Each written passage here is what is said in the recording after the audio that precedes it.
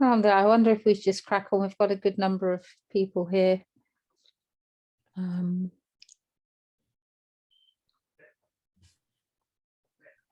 Inshallah.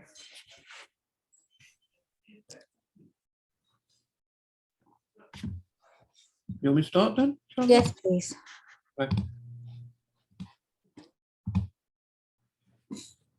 بسم الله الرحمن الرحيم الحمد لله رب العالمين اللهم صل على سيدنا محمد وآله وصحبه وسلم اللهم افتح علينا فتوح العارفين ووفقنا توفيق الصالحين وانفعنا بالقرآن والذكر الحكيم اللهم انفعنا بما علمتنا وعلمنا بما ينفعنا وزدنا علما يقربنا منك برحمتك يا أرحم الراحمين اللهم لا سهل إلا ما جعلته سهلا ويا حي يا قيوم تجعل الحزن إذا شئت سهلا سهلا اللهم أعذنا من شرور أنفسنا ومن سيئات أعمالنا واصلح لنا شأننا كله لا إله إلا أنت نستغفرك ونتوب إليك اللهم سبحانك لا علم لنا إلا ما علمتنا إنك أنت العليم الحكيم وصلى الله سيدنا محمد وآله وصحبه وسلم وبعد. So, Assalamu alaikum wa rahmatullahi everyone. So we share screen inshallah.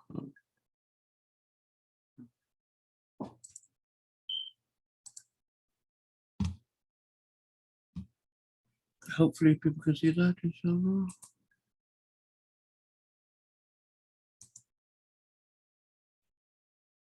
Okay, hopefully you can see the slides. So topic today is about jinns and psychosis and black magic and possession and stuff like that. Allah. I mean, first of all, I think by this way of introduction, it's worth mentioning, as Imam al-Ghazali points out, you know, we don't have much knowledge about the soul. The Prophet ﷺ was asked 3 questions. The Quraysh, you know, when they went to the Jews and they told the Jews about this person, he's claiming to be a prophet. What should we do?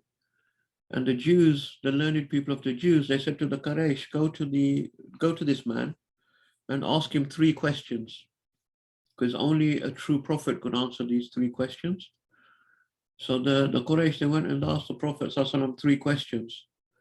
One of them was about the people of the cave. One of them was about Dhul Qarnayn, and one of them was about the soul. So Allah subhanahu wa ta'ala answered these questions in 2 of them were answered in Surah Al-Kahf, and the other one was answered in a different surah, and that was the one about the soul. So Allah subhanahu wa ta'ala said, A'udhu billahi minash shaitanir rajim, وَيَسَأَلُونَكَ عَنِ الرُّوحِ قُلْ الرُّوحُ مِنْ أَمْرِ رَبِّي وَمَا أُوتِيتُم مِنَ الْعِلْمِ إِلَّا قَلِيلًا. They ask you about the soul, the ruh.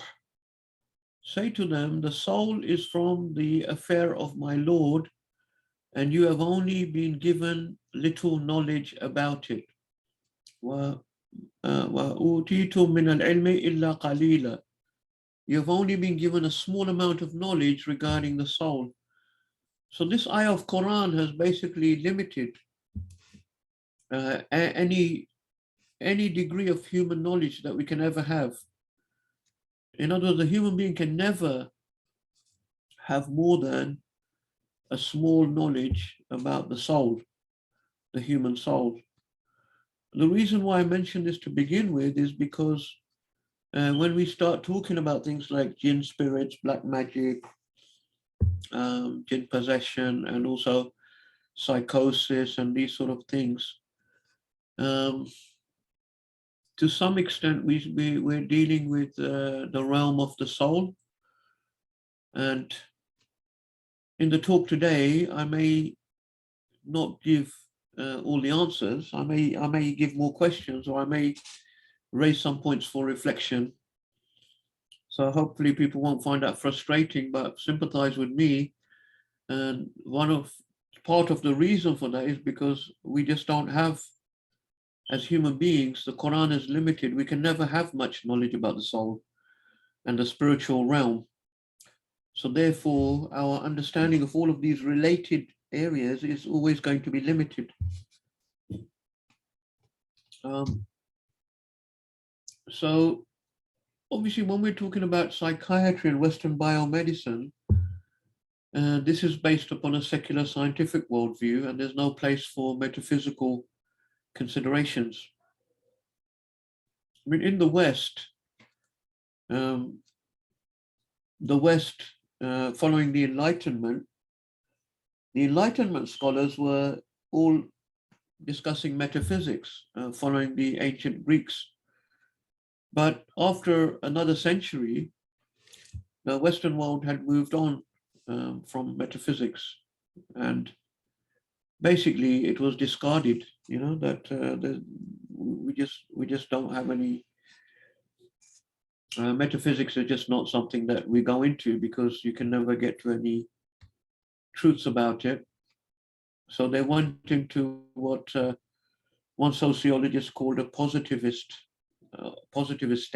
stage, which is where we no longer even inquire about metaphysics. And positivism is all about practical science, empirical science, things that we can observe and so on.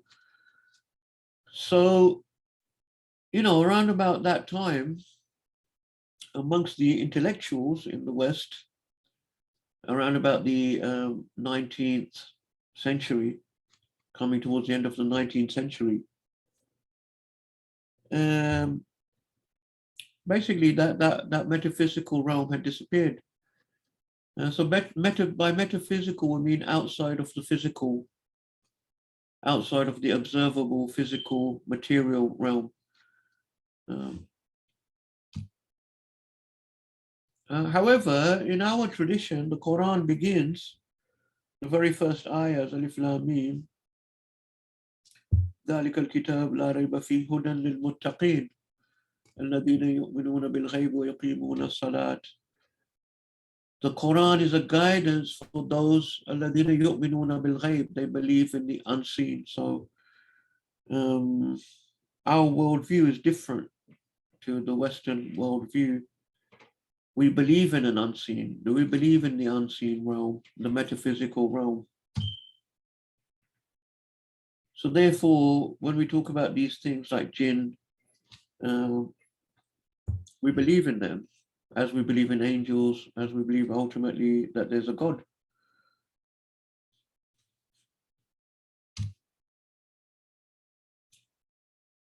I've got some bear with me. I've got some moving graphics in these slides, because I think for some reason at the point where I created these slides a few years ago, I just discovered how to use PowerPoint moving graphics. So I think I got a little bit carried away. So this one was about the evil eye. So just play it again. The evil eye is true. Al-Ainu Haqq. It was a saying of the Prophet Muhammad Sallallahu Alaihi Wasallam. So we believe in the evil eye. The Quran also alludes to the evil eye, not mentioning it overtly, but it's sort of mentioned almost overtly in Surah Yusuf, where the father of Yusuf, Yaqub alayhi salam, he sends his sons to a journey, and he says to them, when you come to the city, don't all of you go in through the same gate to the city, because he had 12 sons, and he was sending 10 of them on this journey. And if people see all 10 of them together, they might get evil eye, so people see, wow, so he's, this is a big, 10 sons is something that people will be proud of in those days. So the commentators in the Quran, they say the reason why he told them don't all go through the same gate is because he was worried that they may get evil eye. So we believe in the evil eye for that reason. And the Prophet ﷺ said it's true. So the evil eye is something that is sort of linked to jealousy and hasad. And it can be given by anyone to anyone really, it's not always done maliciously. Some people can give evil eye without wanting to, or without having any bad intention. So that's why we always have to say MashaAllah, MashaAllah, whenever you see anything like, you know, children or anything that's impressive or anything that is good with someone, you should always say MashaAllah. The ulama said you should even say it to yourself, because you can even give yourself the evil eye. So if you look in your reflection in the mirror and you feel happy about what you see, you should say MashaAllah. And so you have to be, yeah, that's how we, if you say MashaAllah, you prevent the evil eye. The evil eye, as I said, it can cause, I mean, so there's certain thing which is from Islam, and there's certain things which are from just our wider sort of learning and culture and tradition. So the stuff that's from Islam, I've basically told you. Now there's other stuff which is maybe from weaker hadith or from ulama afterwards. So things like the effects of evil eye are normally thought to be physical, can often be physical health effects. So for example, there was a famous sheikh in Damascus when I was there, Sheikh Adib al-Kallas, rahmullah, he passed away now. He was one of the most senior ulama in Damascus between about year 2000 to 2005 when I was studying there. And he was very elderly by that time. He wasn't really teaching much, but because he was in his, elderly. But obviously he was highly respected by everyone, thousands of people would go to see him and get the barakah, dua, and if they could even study something with him, that would be a great blessing. I also went to visit him as well to get the blessing and ask for his ijazah and things like that. But anyway, this Sheikh Adib al-Kallas, he basically was paralyzed, towards the end of his life. He was, I think, in a wheelchair. And he used to say that he knows he got the ayn, the evil eye on him, because he said he knew when it happened. It was in one of his classes. And he said there was a female student with niqab. And she actually looked at him, and he actually I think he saw something flash towards him. And then he just collapsed. And from then on, he was paralyzed. So he was convinced it was evil eye. Now, obviously, from a medical point of view, we may think that he maybe had a stroke. So Allah alam. That's not necessarily mutually exclusive as well. If the evil eye can cause physical effects, Allah alam, So that's the type of thing is thought that the evil eye can cause. And an interesting anecdote that one of my fellow colleagues who also studied in Islam and trained to be a scholar, he studied the Maliki madhab in Mauritania, and he told me that in the Maliki books of fiqh, they actually say, because some people are really prone to giving the evil eye. So maybe through no fault of their own, but there's certain, they tend to be women, not being sexist or anything, but apparently they tend to be women. And they are especially prone to giving evil eye to people. And so he said that in the Maliki fiqh, they said if you have these type of women, and the scholars actually recommended that you should take them out for jihad. So they're taken with the army, the Muslim army, and they're put right at the front. So when they look at the other enemy, they can cast evil eye on them. I thought that was very interesting and funny. So that's evil eye. It's not, as far as I know, anything to do with jinn. The effect of it is not mediated through jinn. Unlike black magic, which we're going to talk about later, which is thought to be mediated through jinn, the evil eye is some sort of metaphysical effect of its own.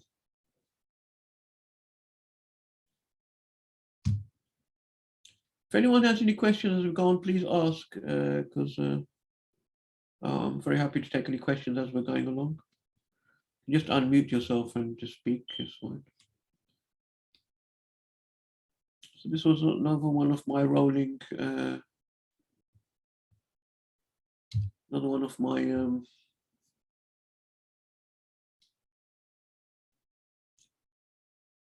it's an ayah of Quran, obviously, which mentions a company of Jinn listened to the Quran and they said, "Lo, we have heard a marvelous Quran."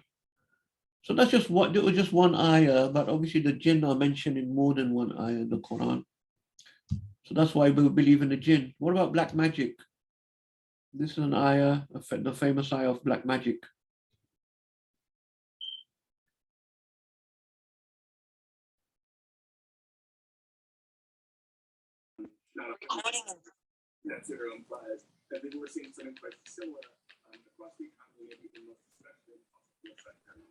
There's a question in the chat. Okay, yeah. It's are the effects of evil eye temporary? That's a good question. I think they possibly can be. I think they can be. I'm not an expert on evil eye, but people like Ibn Qayyim al-Jawziyah, they write about it this is in English, prophetic medicine, so-called prophetic medicine that I talked about in the first class, but it is dealt with in those type of books.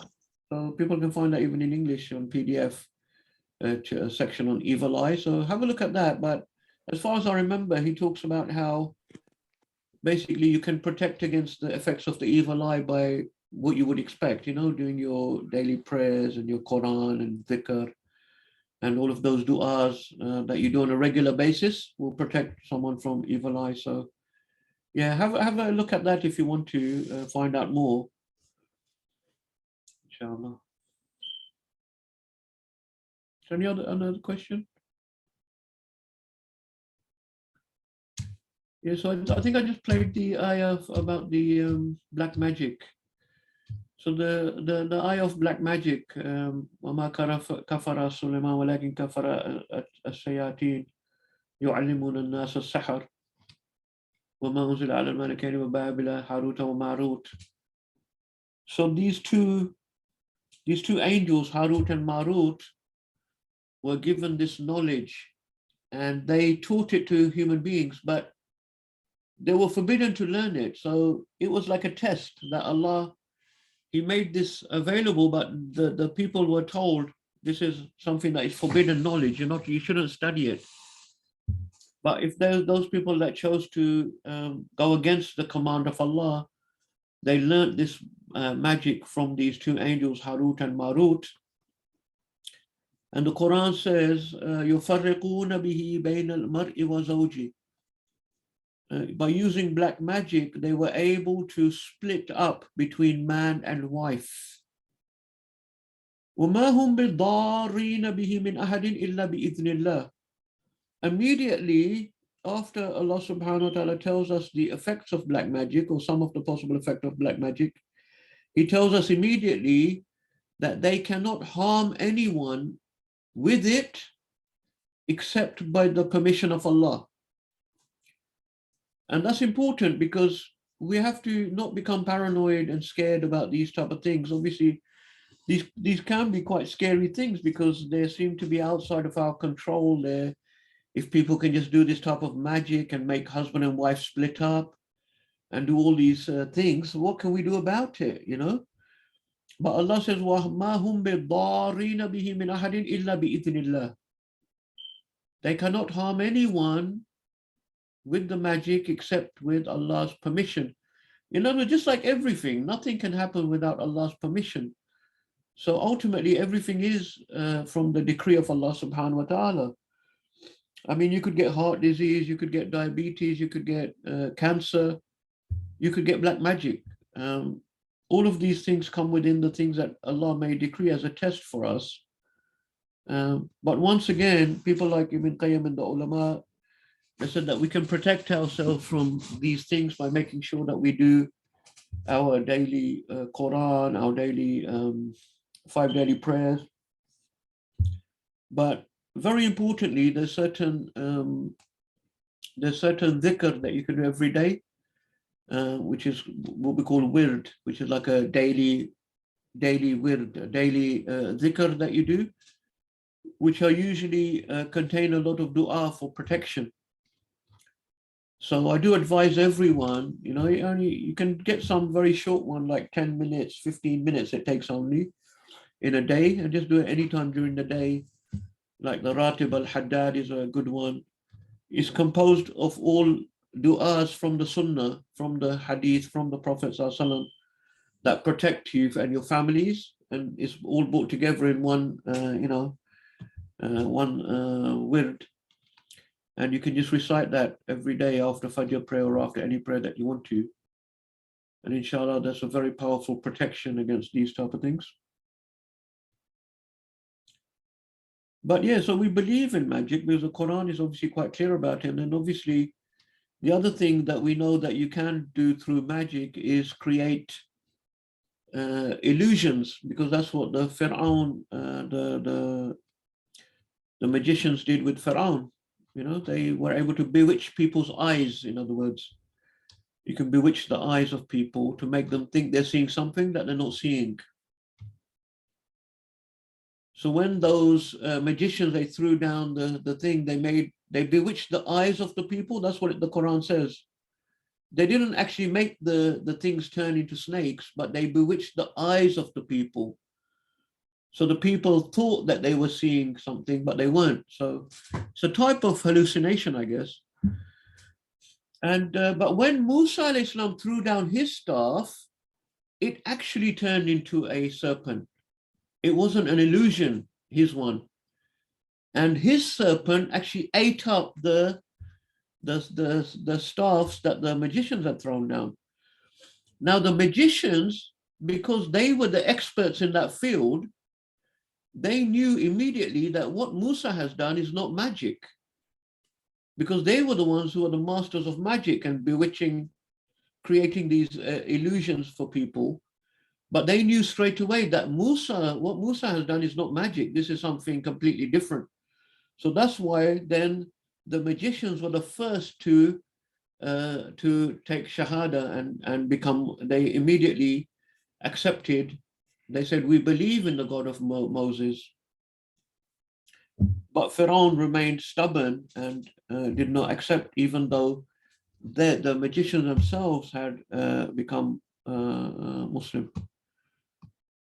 So we know these are the type of effects of black magic. That's from the Quran.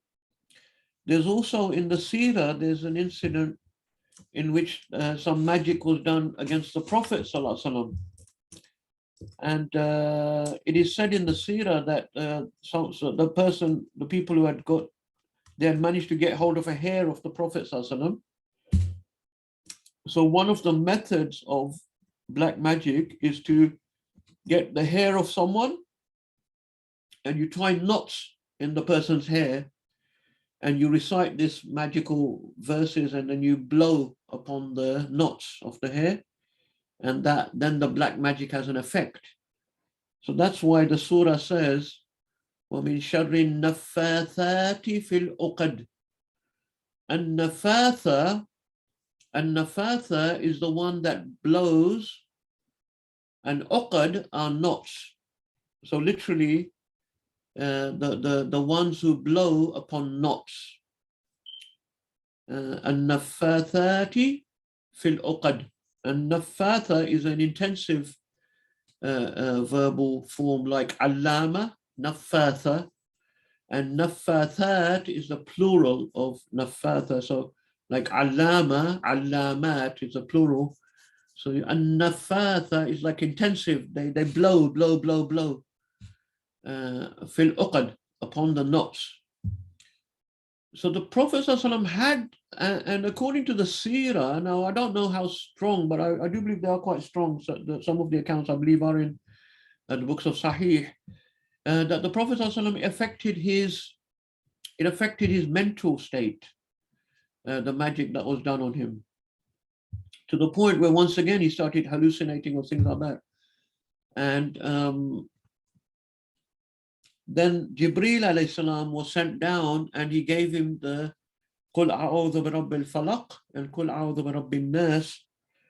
And when he recited these two surahs, then he was cured of that magic. So these are two of the most powerful du'as that we have, you know, Qul a'udhu bi rabbil falaq and Qul a'udhu bi rabbin nas, of course, to protect us from these type of things. So these are the type of effects, you know, so splitting up between man and wife. If people, you know, the magic, bewitching people's, creating illusions, affecting the mental states.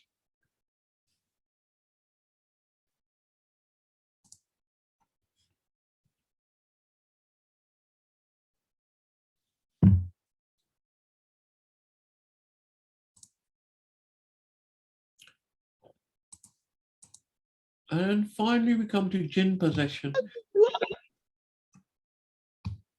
Now, the reason why I have drawn these circles like this also is for a reason, because the evil eye circle is separate. It doesn't overlap. As I said, the understanding of evil eye is not mediated through jinn as far as I understand. But with the black magic and the jinn possession, these circles all overlap. Because the black magic is thought to be mediated through jinn. Once again, this is not from the examples that we've given from the Quran and the Seerah, but this has come in later on, I believe, the understanding from ulama that, and once again, they may have, the Muslims may have taken this from previous teachings, because obviously the Muslims took a lot from the Greek medicine. They took a lot from the Christian, you know, the Christian traditions. But anyway, so in the books, they mention that the black magic is often mediated through jinn. So if someone has magic on them, in some of the books, they mention a lot of physical ailments can be caused through magic, and they're often caused through jinn, being literally going inside the body and being, like, for example, if someone's got, say, a bladder problem, there's literally a jinn sitting inside the bladder that is causing that problem. So I think these ideas have crept in a bit later on, and I'm not very sure about those type of ideas, because you see that a lot in the medieval Christian writings as well, like these demons causing all of these physical, and the Christians were very much into exorcism of demons, because it's in the Bible, Jesus casting out the demons. So then we come to jinn possession as well. I think I've talked about before to some extent, but jinn possession, now obviously we've already said we believe in jinns. The Quran tells us that the jinns, the shayateen are bad jinns. You can also have good jinns as well, but the bad jinns are called shayateen. And so these shayateen, like, we know that every person has a shaitan that is accompanying them all the time. And so what the shaitan does is obviously try to get you to do bad things. And it can do that by whispering straight into the heart. Al-waswas al-khannas. So waswas is the whisper, and khannas is withdrawing. So the Prophet ﷺ has literally described it like he inserts his snout into the heart, whispers, and then withdraws. And that's the meaning of al-waswas al-khannas. Khannas is the one that withdraws. It's from the root Arabic term of the animal in the desert, which when the sun comes out, the animal runs into the hole. Khanisa. So al-khannas, once again, the intensive form, like allama, khannas. It's an intensive form. So we know that jinns can have access to our, what we would call now mind or psyche, but we can call it heart or soul as well. In our tradition, they have access, they can put in bad thoughts, they can put in bad ideas, once again, we can protect ourselves from these evil influences by the more we purify our hearts, the more they will be protected from the evil influences. And the more our hearts are blackened, the more we become susceptible to evil influences.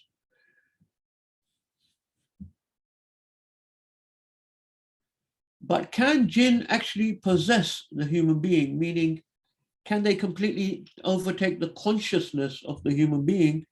So you have a different consciousness, a different being actually taking over and then speaking and acting instead of the actual human being himself speaking and acting. This, I personally feel, is a little bit more debatable. I have spent, obviously, it is of interest to me, it's my field, so I've spent many years thinking about it, and I've also accompanied a Raqi person who does jinn exorcisms, a Muslim Raqi who does jinn exorcisms. I've seen them done. I've seen jinn possession taking place and observed it myself. And I'm still not convinced about it completely, to be honest.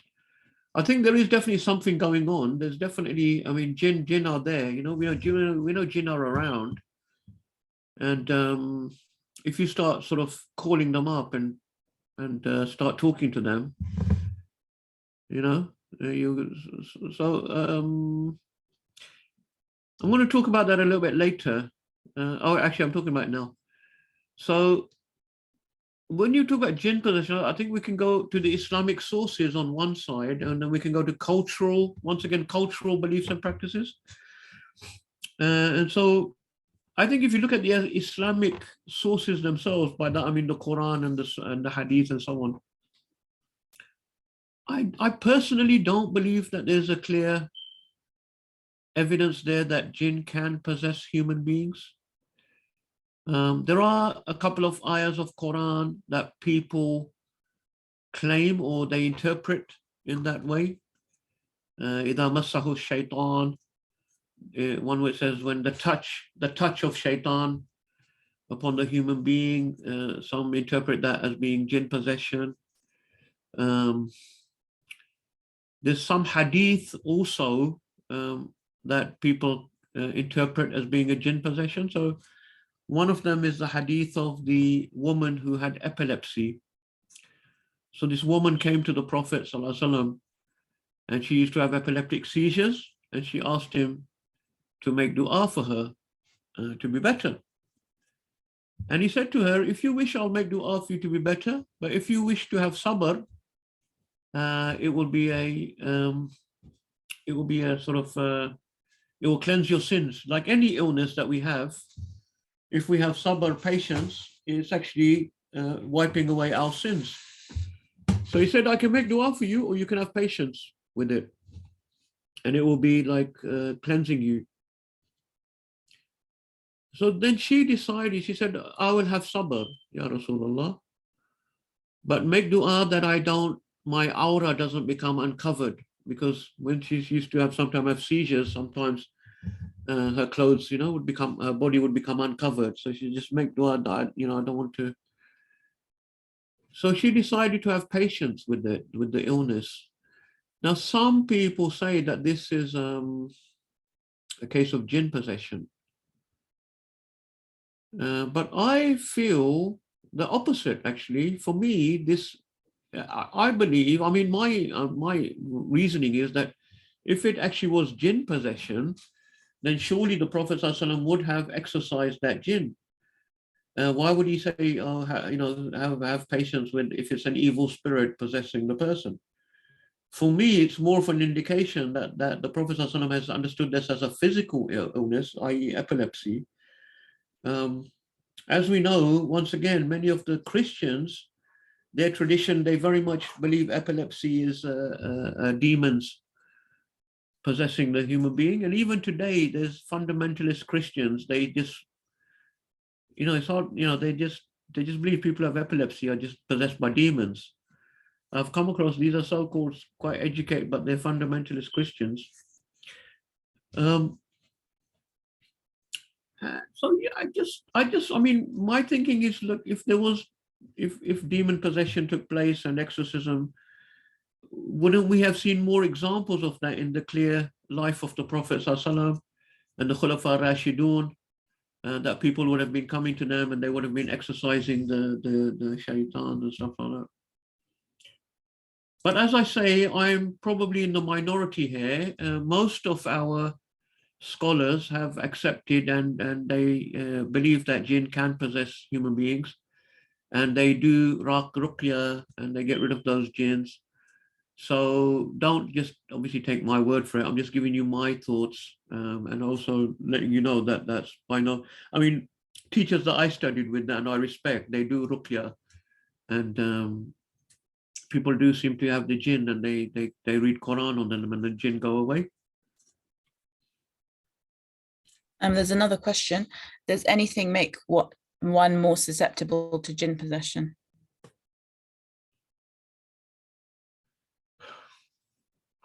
That sort of goes against what I'm saying in a way, because I'm saying that's not, I don't really feel it's, but anyway, if there was a thing that makes you more susceptible, once again, people like Ibn Qayyim would say that general, maintaining that general type of dhikr, Quran, daily prayers and so on, protection.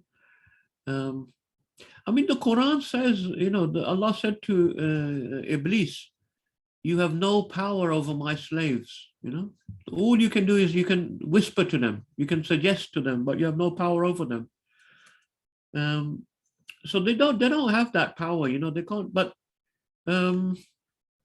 if some people, for example, invite them in, so people who get involved in, say, black magic, or people get involved in what do you call that stuff, satanic rituals, but worship, then I think, yes, I can see that, the human being is that you're actually inviting you want them to take over you. You want them, then I can see that could become a case of jinn possession, personally. So I think that's what I would say, Just out of interest, the Psychiatrist, which is a journal of the Royal College, ran a special on possession a few years back. It's a very, what's the word?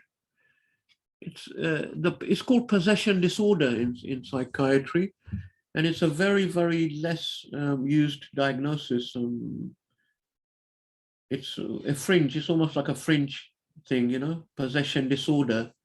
It comes under dissociative disorders, but it is there in the ICD-11 and the DSM and everything. So it is recognized as a part of the dissociative disorders. So obviously, when people dissociate, they lose their own consciousness, and they don't know what's going on, which is what you see when people become possessed by jinn, that there's a different entity speaking, acting, etc. And then when the state ends and the person comes back, they don't know what's happened. They can't remember anything that's happened, so they've been dissociated. So that is recognized within psychiatry, but as I say, in British psychiatry, you hardly ever see that being used as a diagnosis.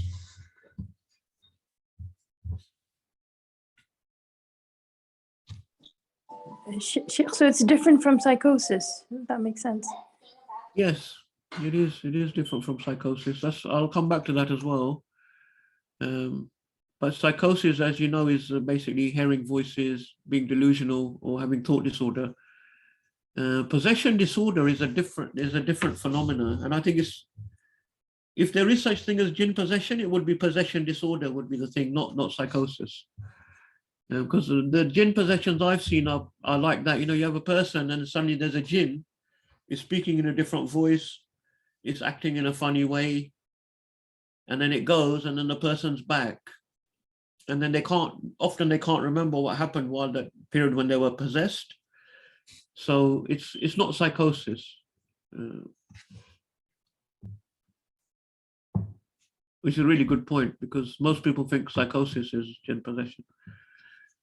Then we have, I've mentioned this book, I think, on a few occasions, so I won't dwell on it too much. Majnun, the Madman in Medieval Islamic Society, is probably one of the best references in English, I would say, if people want to read further about how madness in general was understood, mental disorders in general were understood by the Muslims during the Islamic age, including things like psychosis and things like that. As I've said before, the Muslim physicians throughout the Muslim world, they considered mental illness to be disorders of the brain because they had taken it from the Greek medicine. The Greeks also, they considered mental disorders generally to be imbalances within the humors, within the brain, and so on. They did not believe that they was due to spirit possession. So Muslim physicians, all the famous Muslim doctors, Ibn Sina's and all of these, they did not believe it was jinn possession. But there were those that also did believe in some type of jinn possession, I think.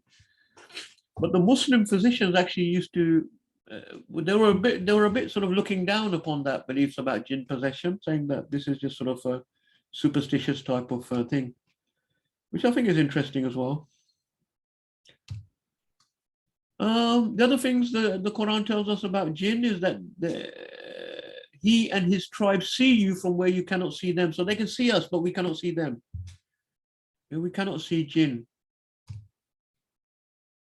And obviously, you know about this, Qul a'udhu bi rabbin nas, we mentioned that already.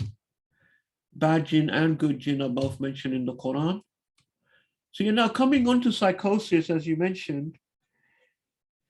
I mean, you guys are medics, so I don't need to, but when I'm giving this talk to non-medics, you often, the idea of what is psychosis and schizophrenia amongst the lay people is is mainly based on Hollywood.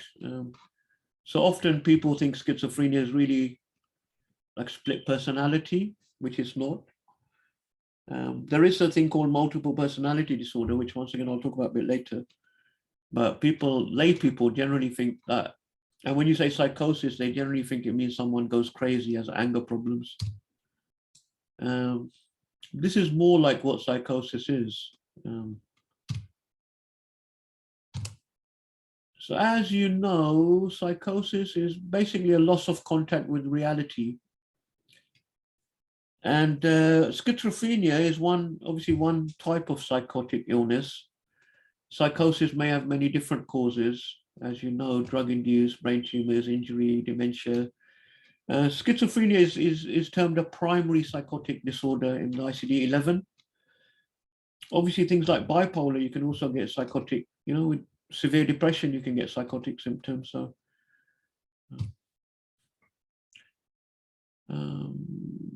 So psychosis is basically these three symptoms: delusions, hallucinations, and disordered thoughts and behavior. And then with schizophrenia, obviously you get the negative symptoms. And then another feature of chronic schizophrenia that a lot of even psychiatrists often overlook this is that people who have schizophrenia for many years, they also develop a general cognitive decline. Remember, schizophrenia was first called dementia precox. So it's like a premature dementia, in other words. So people who have chronic schizophrenia, they get a general cognitive decline, which can be in the frontal lobe, it can be executive functioning, everything.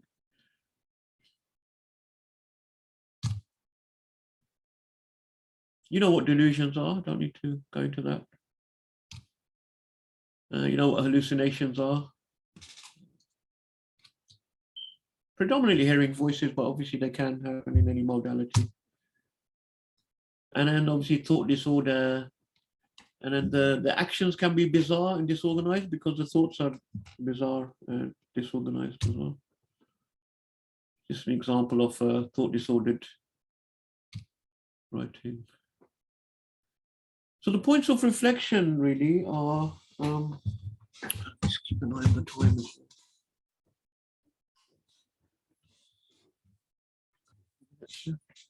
The points of reflection really are, I've mentioned the first one. Are there any instances of jinn possession and exorcism taking place in strong hadith or during the time of, say, the Sahaba, Khulafa Rashidun? I haven't found any convincing ones.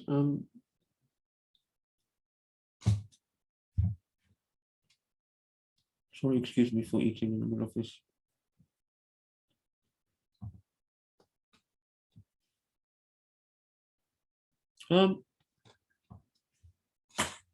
Another interesting thing is that, for example, in England and European countries, demon possession was very common in the Middle Ages and in pre-modern times.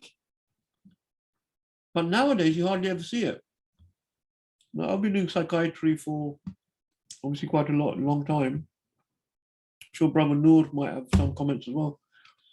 But you don't really see that, as I said, demon possession.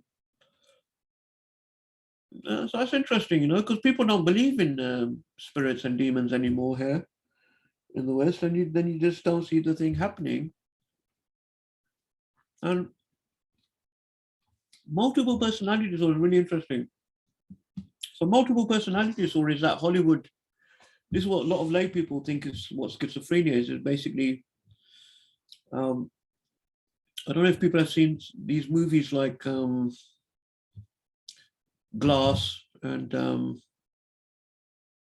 was another one with Richard Gere. It's quite an interesting movie, Hollywood movie about this guy. Anyway, in the end, he had multiple personality disorder or something, or he was feigning it all along or something. But what it is in America, it's quite common. And interestingly, in Britain, you don't see it at all. British psychiatrists generally don't believe in multiple personality disorder. But in the US, it's very common because in America, you have a lot of these psychoanalysts still, Freudian, Jungian psychoanalysts. You know, everyone has a shrink in America. So there's a lot of psychoanalysis there still. So one of the things these psychoanalysts do is that they sort of go into people's childhood, early childhood, things like that. And one of the things they do, for example, there was a big thing a couple of some years back where they were basically taking people back into their childhood, and they were saying you might have some repressed memories of abuse. Are you sure you've never been like abused, sexually abused, anything like that? And then these people would start saying, actually, I think I was abused. And so then it became quite a big scandal because a lot of these cases started coming out, and then people started realizing that, you know, a lot of people, innocent people, were getting accused. Like they were saying, oh yeah, my parents sexually abused me when I was a kid, but I'd forgotten about it for 20 years until I started going to the therapy, and now it's been all brought back out through therapy. People started realizing that actually the therapist had sort of induced the idea, and a lot of them are not that convincing that actually that abuse happened. So one of the things that the psychoanalysts also do with these patients is they get all these different personalities. So, you know, I'm Sheikh Ridhwan, for example, but then there's another personality. I've got another person called Ali, who's I don't know, some Ali who's like a cleaner in the masjid. He's got a different name, he's got a different personality, he's got a different history, he's got different. And sometimes when he takes over, I start speaking, I'm Ali now. So it's a type of dissociative disorder. So it comes under dissociative disorder. But some of these multiple personalities, they can get like 4 or 5 personalities, and then there's some of them can get silly, like 10, 20 different personalities, all with their own names, their own age, their own background. They're completely different personalities with that same person. And then the person switches from one personality to the other, supposedly. So in America, these psychotherapists, they feel that this is people that have suffered from abuse or things like that. And then these personalities have come about, these split or dissociative personalities have come about in a type of defense, a defense against this emotional trauma of the abuse. So it's interesting that, the analyst, the psychologist themselves, it seems to me anyway, that they are somehow suggesting to some of their patients that, is there anyone else inside you? Is there, can you hear a voice? Is there a voice speaking to you inside? Oh yeah, I can hear a voice. Oh, does it have a name? Yeah, what's the name? So it's like suggestibility and things like that. And when you're in a sort of, so when you have hypnosis, for example, hypnosis is very interesting because hypnosis, you put the person into a state where they're very suggestible, like generally people have to allow you to hypnotize them, but hypnosis does exist. I mean, it does happen. So when I was observing the ruqya as well, I found it quite interesting that there were some similarities between the way the Raqi does the ruqya and the way the hypnotist works. So when you try to hypnotize someone, you have to get them to focus on one thing, put themselves into like a passive, suggestible state. And when the Raqi is doing ruqya, they sort of are getting them to focus on some ayahs of Quran, repeating certain ayahs of Quran, and also possibly putting them into like this passive suggestive state. And then the Raqi says, oh, is there a jinn inside? Speak to me now. And then the jinn starts speaking. So it's quite interesting whether there's anything there, So they were the points of reflection. That was my last slide.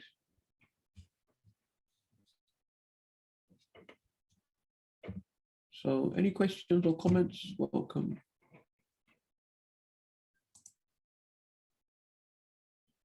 Brother Noor, please go ahead. Jazakallah Sidi for another tour de force in the subject matter, mashallah. No, largely everything I think, alhamdulillah, over time, I think probably become the normative state. So about half my inpatients are Muslim. So the phenomena of jinn possession, I think, seems to be less frequent now than perhaps, even 10, 15 years ago, or that's my experience at least. No, the only two things I'd mention in addition is, I think, just that very point on suggestibility. I think when I was at SHO, again, sort of 10 odd years ago, I did a mini literature review, and it seemed, some of the early work done on jinn possession or possession states said, that when you do suggestibility scales, they score very highly for people who believe that they've been possessed by jinn. And I think that's the interesting thing then. I think I remember Sheikh Rashid Skinner up in Bradford. So he talks about racist jinn. So very partial to certain people, but not to other people.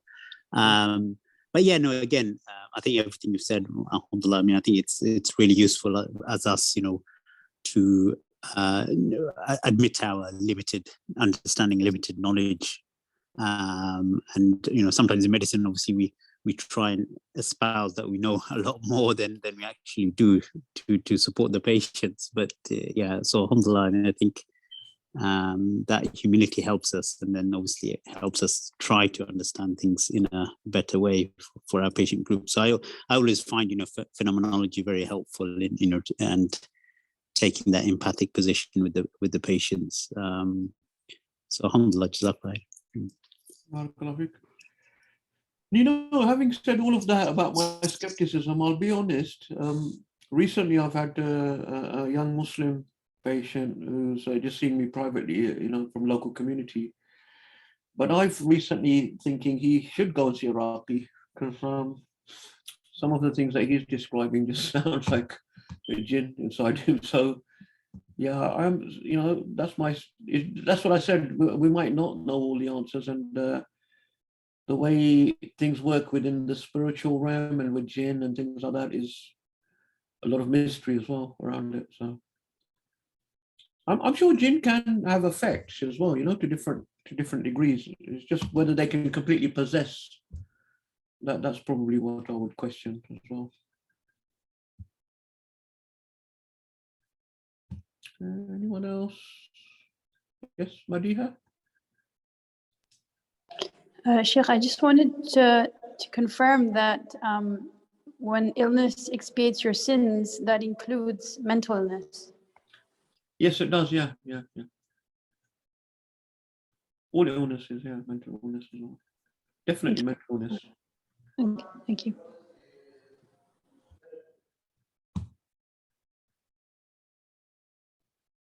Fazana? Assalamu alaikum, Sheikh. I just wanted to ask, I think in our societies there's a lot of, whenever any calamity seems to befall people, they are quick to sort of say, well, it's black magic or someone's done black magic, and that kind of thing. And then a lot of people talk about how they've gone to certain sheikhs or people to have the black magic removed, or I'm not sure what they do exactly, or they give them certain verses to read, etc. Could you just say a few words about that? Because,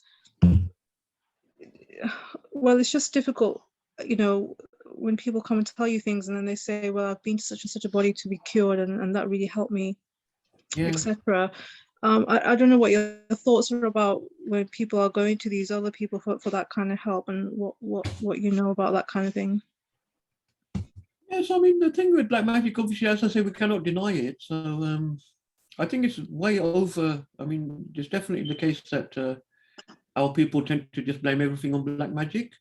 And there's, it sort of externalizes things, because say, for example, your child can't get a job or their marriage is broken up or whatever, it's sort of in a way more comforting to blame it on some external source rather than saying there's something wrong with us, our family, or the way we brought him up, or, there's that. So people, I think psychologically, it's easier to blame something external.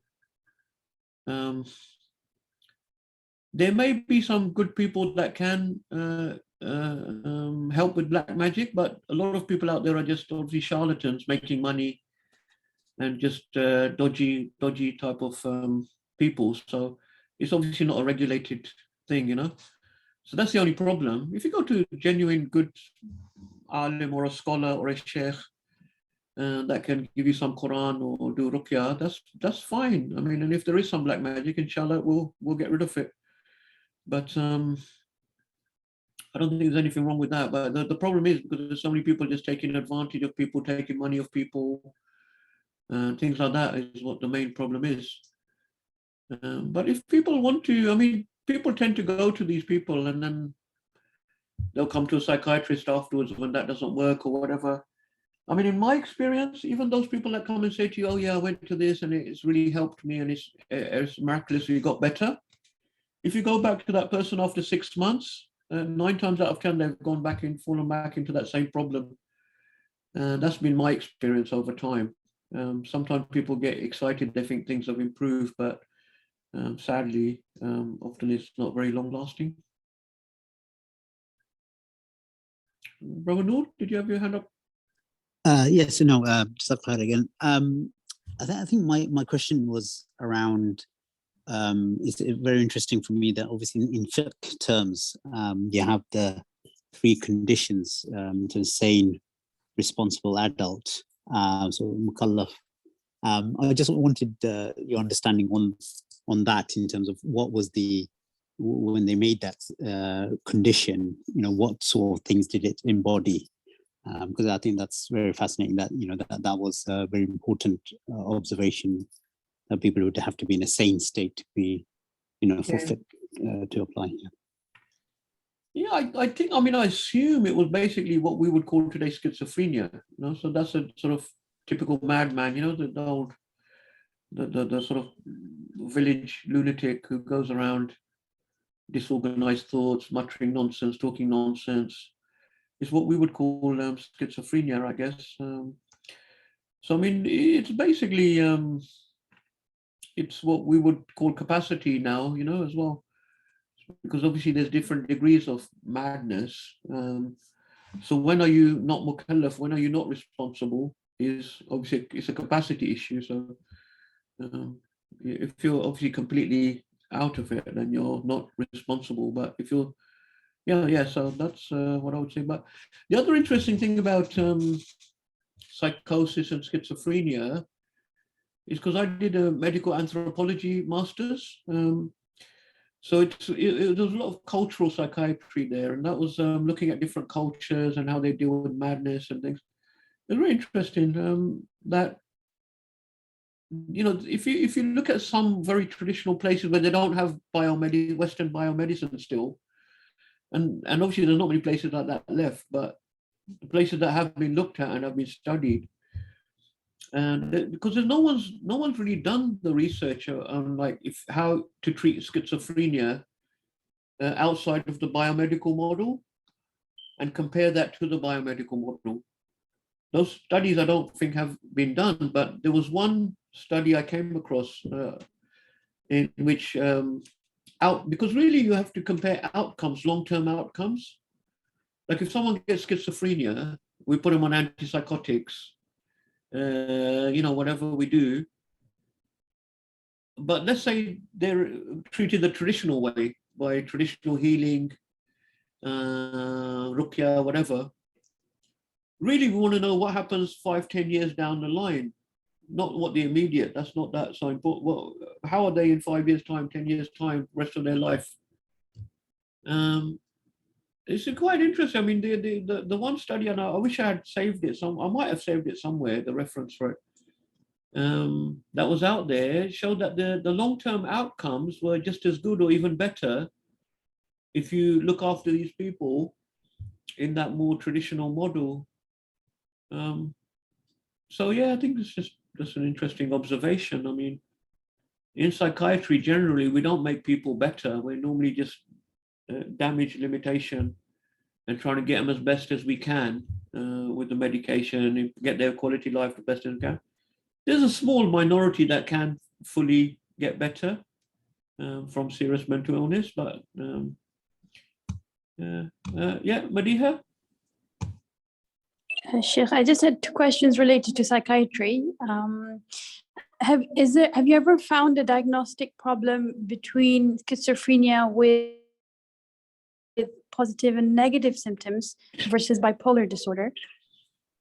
And the second question was, do you think the cognitive decline with schizophrenia is reversible? No, it doesn't. It's not really reversible because it happens over many years. So people who've had schizophrenia for 10 years, 15 years, 20 years, they get this slow decline, and I don't believe it's reversible. I don't know what I don't really quite understand the first question. Do you mean diagnostic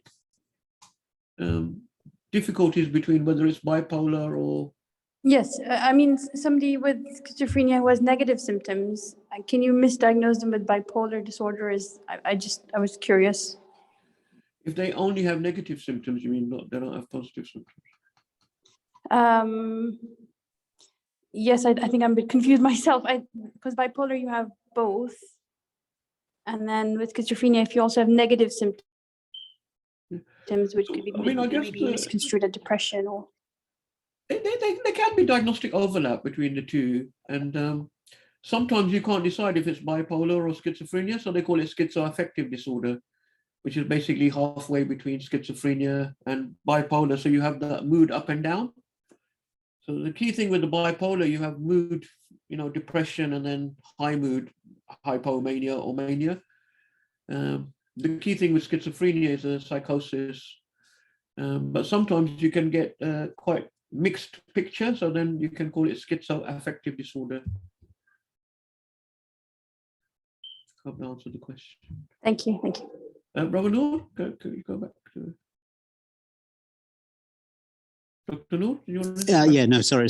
No, it's just I think the study you're referring to, the Dunedin study, it was an international pilot study into schizophrenia. Yeah. I think it was done in 1979. They did find that, I think it's something we talked about earlier in our previous session, around outcomes are better in less developed countries than in more developed countries. And part of it is because obviously the social isolation that you find in more developed countries versus less developed countries, where, a person with schizophrenia type symptoms actually has a social role.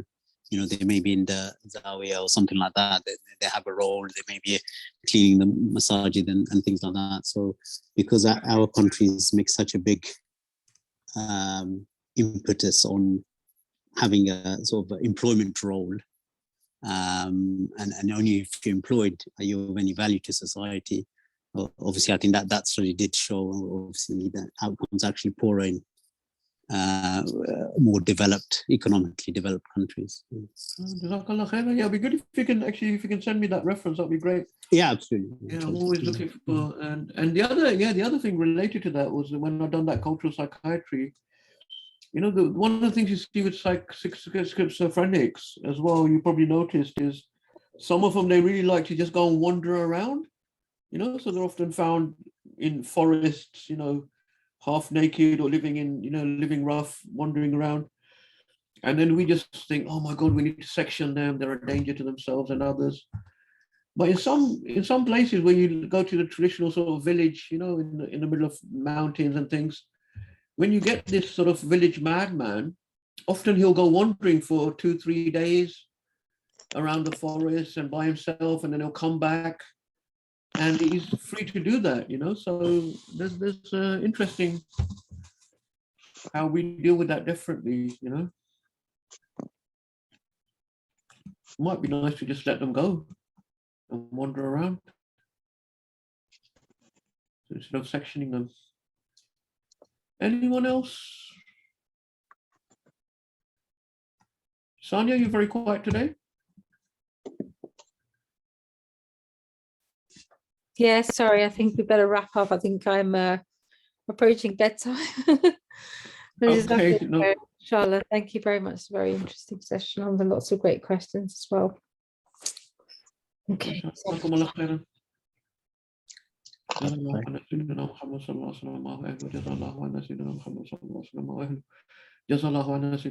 صلى الله عليه وسلم وأهله سبحان ربك رب العزة عما يصفون وسلام على المرسلين الحمد لله رب العالمين. جزاك الله خير. السلام عليكم ورحمة الله.